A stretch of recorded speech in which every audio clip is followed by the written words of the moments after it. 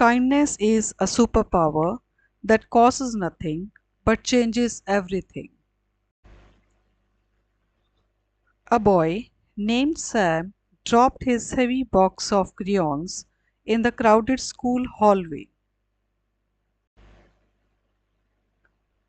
Most students walked right past him. Then a girl named Leo stopped. She knelt down and helped him pick up every single crayon.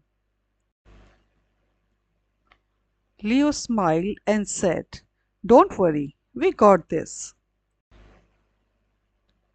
That small act made Sam feel safe and happy all day.